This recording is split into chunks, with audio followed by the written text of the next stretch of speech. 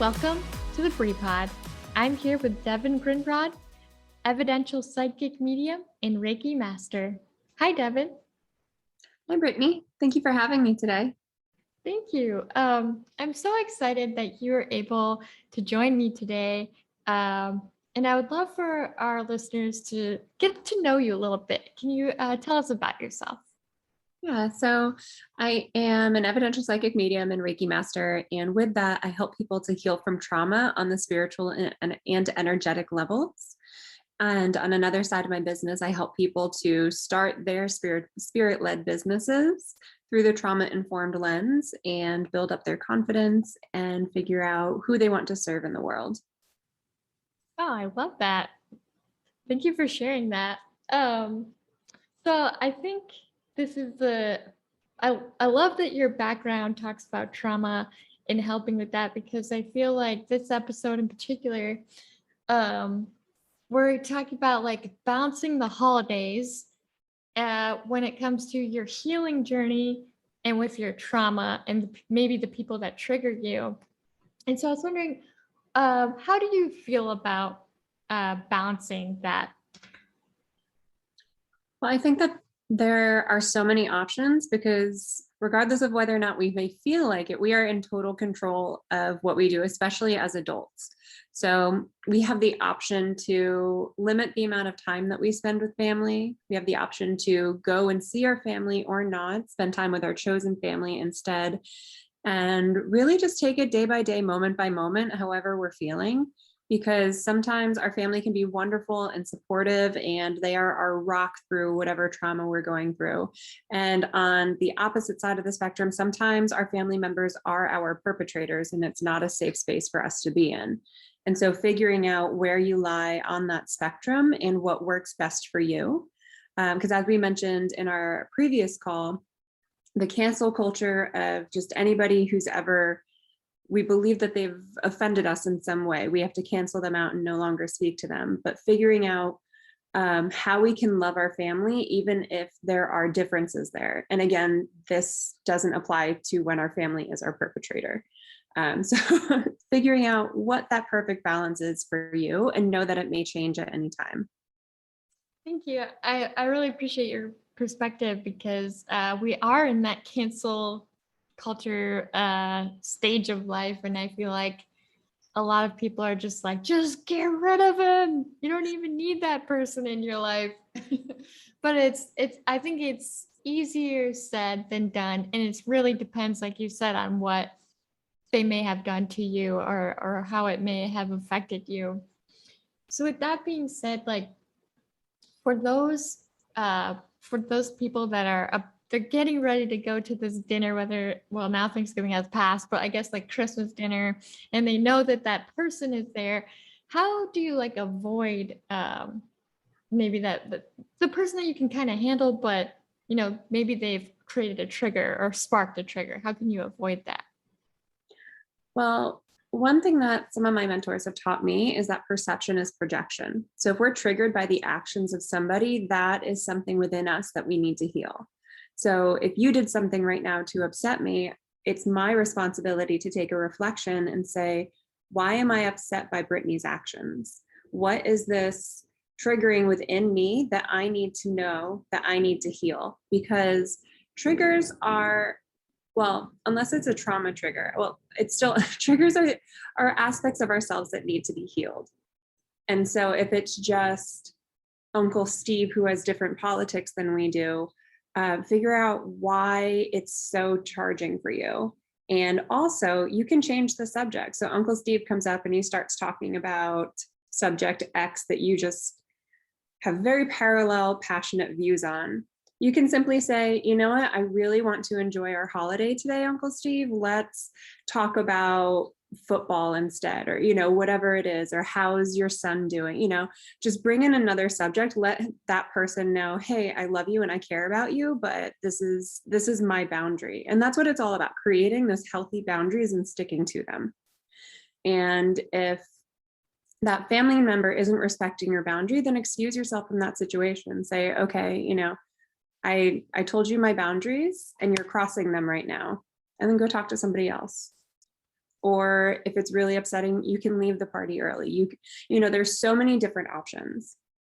I'm glad you brought up boundaries, because boundaries, I feel like some of us have a hard time with being consistent with them, or Mhm. putting them up, or taking them down if you're a little bit too far over on the boundary Yeah. side. So what advice would you give for people that maybe are not confident in their boundary? You deserve to have your boundaries met. Whether or not you feel like you're worthy of your boundaries, you are worthy of them. You are enough. And it's about allowing yourself to believe that you are enough, and that you are worthy and deserving of having these boundaries and having people in your life respect them. And if somebody doesn't respect your boundaries, remind them of your boundaries, and then make your decision of that person based on that reminder. Because people will cross boundaries all the time. My husband and I cross each other's boundaries all the time, and we love and respect one another. And it's about saying, oh, I'm sorry, I forgot, or you're right, that's my bad. Versus if you remind somebody for crossing your boundaries and they react poorly or they don't support you, then that's somebody you question.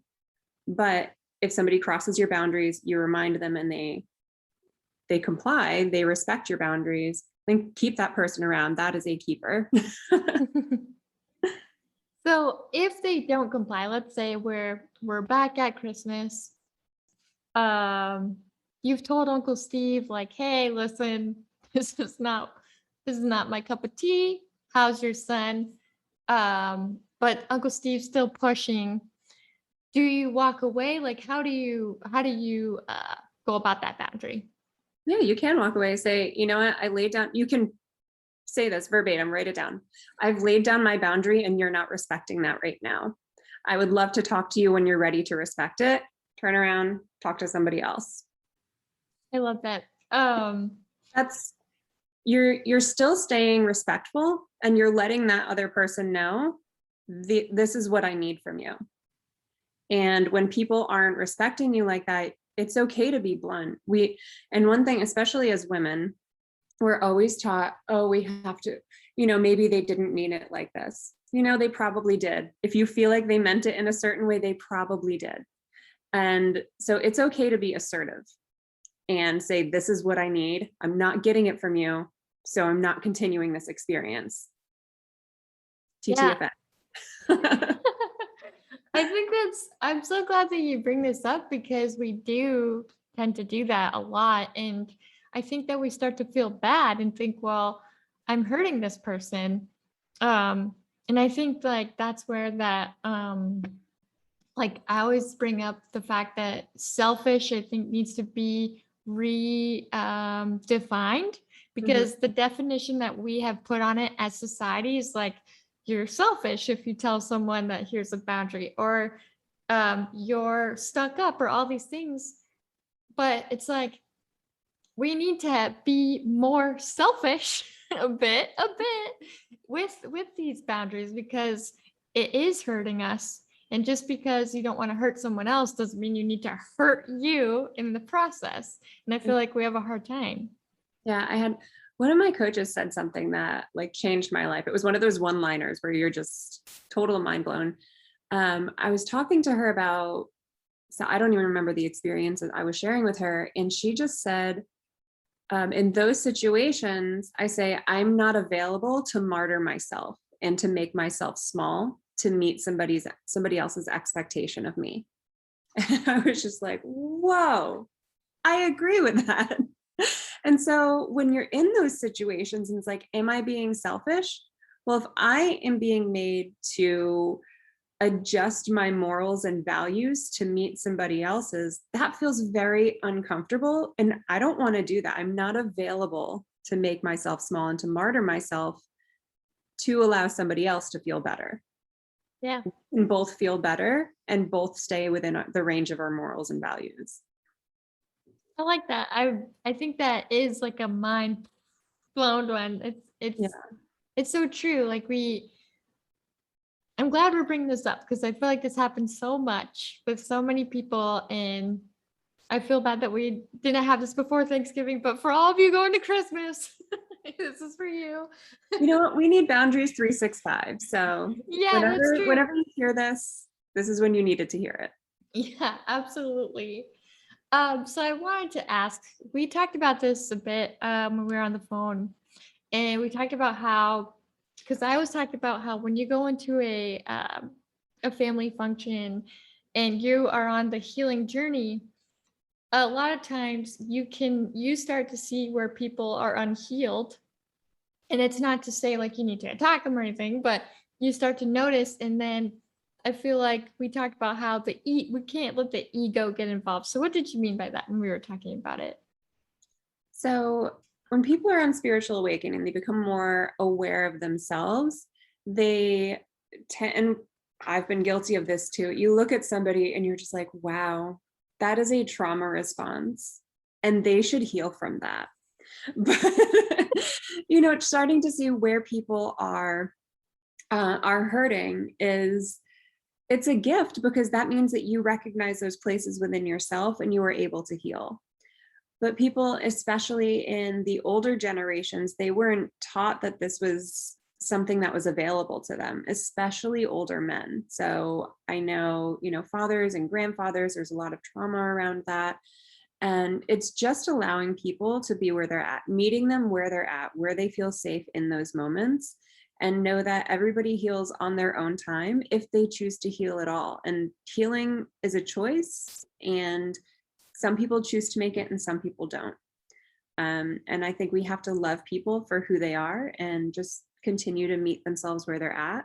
Because if we can't love people for who they are and meet them where they're at, how can we do the same for us on our healing journey? Yeah, that's absolutely true. And I know it goes both ways where you have, and I don't want to like divide it like the unhealed versus the healed, but people on the path, people not really on the path. It goes both ways where you definitely see like on the not going on the path, it they think that some, not all, think that you're like high and mighty now because now you're trying to heal yourself. And now you think, or it's almost like they're projecting their insecurity onto you over your healing. And Mhm. I try to like remind myself that anytime someone makes like a like comment to me, like, oh, blah, blah, blah.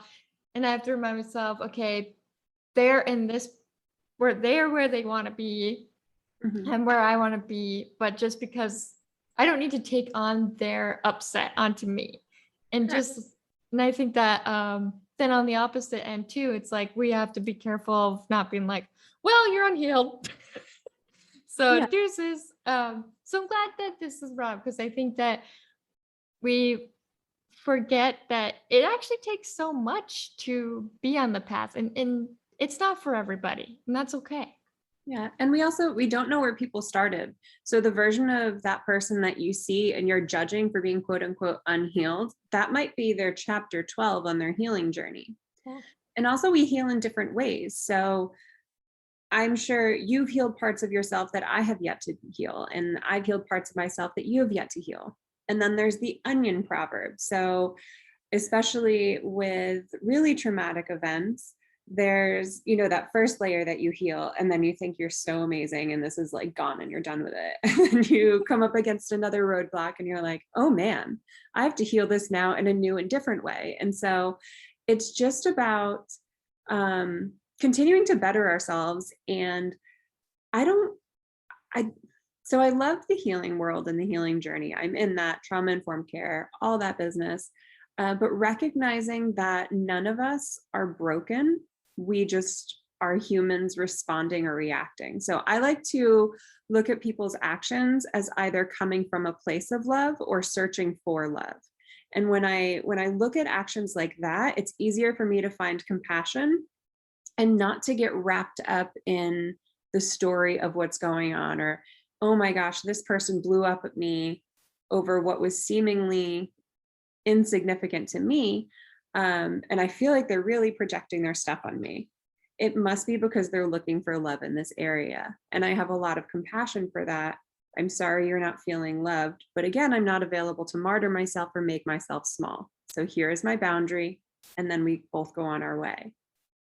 Like that. I think that that's such a beautiful perspective and a beautiful way to um not belittle others, because if you don't like being belittled, why are you belittling others? Yeah, So I know I would abhor if somebody came up to me and said, "Hey, I see that you're not healed in this way. Do you want me to show you how you can be a better human?"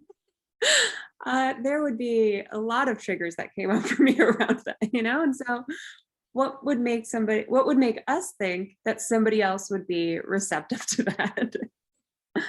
yeah. Oh my gosh, that's so true. Thank you so much again for bringing that in, because I know when we first talked about this, I just didn't think about that perspective, and I love that you brought that perspective in, because it's true. Some of us do get to a little certain place and we're like, "Look at me," and then we're like, "Wait, stay humble, you, stay humble." Yeah, and it's okay. Please be proud of the healing that you've done. And, you started from the bottom, now you're here. We all have different rock bottoms, we all have different journeys. And, I think people can sometimes get caught in needing to have been the most broken person in the room. I've had the most struggle. And so I deserve to take up the most space and things like that. And it's just, we're all equal and deserving in the space that we need to take up. We can all learn something from one another, and we all have something to share. Yeah, I'm also happy you brought that up too, because that's true. You do sometimes, I feel like there's certain situations you get caught up in, like, this happened to me. And then this other person's like, this happened to me. It's like, we can all be human. It almost becomes like a trauma competition, and it's just wrapped up, people being wrapped up in their stories, and that's okay. It's where they're at. And I know anybody who's experienced trauma, I think we've all been there. Absolutely. And that's where the boundaries come in. If it becomes overwhelming, it's like, okay, I honor you, but I'm going to walk away now. Yeah. Um, so we also talked about, and this is something I brought up, where maybe having a trigger buddy. What do you think if someone had like someone that they could text, if they're, maybe they went to their Christmas and one of the cousins that wasn't supposed to be there ends up showing up, and now a trigger has come about from trauma. What do you think about having a trigger buddy? Someone you could text and be like, "Hey, blah blah blah's here. Yeah. I'm triggered," or something. I think having a support system that is accessible to you just about all the time, because nobody's there 24/7, um, is a really great idea. We need somebody that we can just uh, unload on and say, "Hey, this is happening. This was unexpected," or "I'm feeling this type of way," whatever it is. And you and I had mentioned making sure that the person that you're confiding in is also in a growth mindset and isn't stuck in their story and where they're at on their journey. And again, respect to everyone wherever they're at on their journey, but making sure that this is a person who will be able to help you and give you sound advice, and not come from a place of being triggered and just saying like, "Run, leave immediately," or unless that is the appropriate answer, unless cousin or whoever is the perpetrator, because you don't, if that's happening to you, you don't deserve to be in that place of scared. You don't have to be in the same place as your perpetrator, no matter who they are or where they stand in your life. Yeah, I agree with that. And I feel like the way that because I was talking about this before with my counselor, how if you feel like that fight, flight, freeze mode, Mhm. that's probably that time to kind of be like, take your breather and maybe go outside, or maybe, do what you need to do if that is your perpetrator, for sure. Um, I want to talk about too, because we were talking about how, like, let's say you're going to this event and you're actually with your trigger buddy, which could be your partner in crime. Um, and talk about a safe word. What do you think about having a safe word during family gathering? Whatever you got to do to keep yourself safe. If you have a safe word, if there's, like a signal that you do, if you pull your ear or something, do whatever you need to do to make yourself feel safe, I think, first and foremost. Thank you. I think, yeah. I never thought about these before, but I think that this is going to be very beneficial for future family gatherings, for really anybody listening Mhm. as well. So I just wanted to have ask you before we go is what lasting advice would you give others that are having a hard time balancing with the healing and family trauma and preparing for the triggers and such? Hmm. Just know that you deserve to heal. You deserve to feel balanced and well and safe in the world. Safety is your first and foremost right as a human being. It's the, if you're looking at the chakra system, it's the first chakra. It is a root chakra. It is your foundation. You absolutely, unequivocally deserve to feel safe. And whatever you need to do to feel safe, practice that. Thank you. I love that. Um, with that being said, where can our listeners find you? Yeah, so I'm primarily on Instagram and TikTok, and my handle on both of those is Spiritually Balanced. And I also have a website, spirituallybalanced.com. Awesome. I love that you're on TikTok. It can be so fun over there. So as you know, I do affirmations, and I wanted you as our special guest to share your favorite affirmation for our listeners today. Yeah, so this is something that I've used on my healing journey. Whenever those negative spirals or the moments of feeling unsafe come into my experience, I just repeat, I am safe, I am healthy, and I am loved. And especially with negative spirals in your mind, if you are thinking about one thing, you cannot be thinking about two things at the exact same time. So repeating that mantra wipes out the other thoughts with something that is much more beneficial and healing. And then something else that I practice, which isn't a mantra, but in moments when I feel unsafe, is I tell myself all of the ways that I am safe. So right now I'm safe because I'm in my home. I'm safe because I have a home. I'm safe. There's roof over my head. There's food in my fridge. And I just remind myself of all of the ways that I'm safe in that moment. Thank you so much. I think that's going to be so beneficial for everyone. And I'm so happy to have you on here today. You shared so much that was needed. So thank you for that. Yeah, thank you, Brittany. It's been so great getting to know you and to connect with you. Absolutely.